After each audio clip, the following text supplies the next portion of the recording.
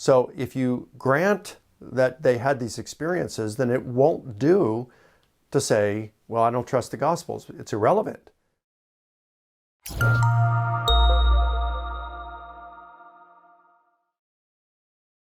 Several years ago, Gary Habermas came up with what he refers to as the minimal facts approach. Sometimes he calls it minimal facts method. The minimal facts approach only considers facts that meet two criteria. Number one, they are strongly supported by the data. And number two, a vast majority of critical scholars who study the subject are persuaded by the data and so are willing to grant these as facts. Just for example, Jesus' death by crucifixion. It's strongly supported by the data. I could give you a lot of evidence, historical evidence, that Jesus died by crucifixion.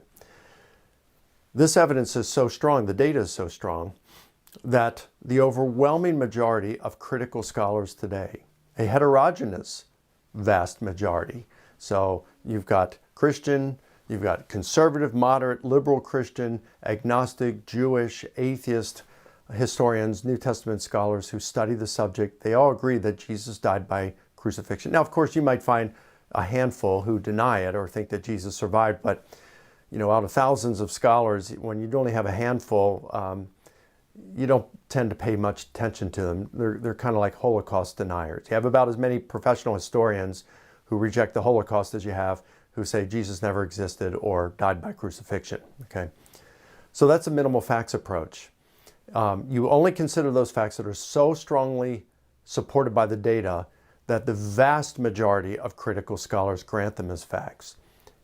And there are several advantages to such, the minimal facts approach. I mean, one, it's a whole lot less to remember if you're wanting to share a strong argument for the resurrection of Jesus.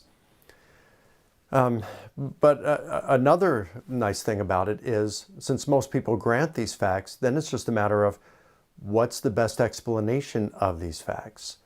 So if we know that Jesus' disciples were proclaimed, that they had a sincere belief that Jesus rose and had appeared to them. This is what the overwhelming majority of critical scholars say today.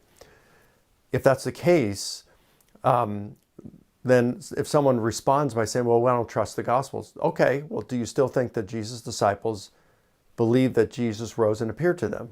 Okay, because the majority of scholars do. We're not saying it's true because scholars do. It's just they are convinced because the evidence is so strong. So if you grant that they had these experiences, then it won't do to say, well, I don't trust the Gospels. It's irrelevant. You still have to explain the knowable facts. That's the minimal facts approach.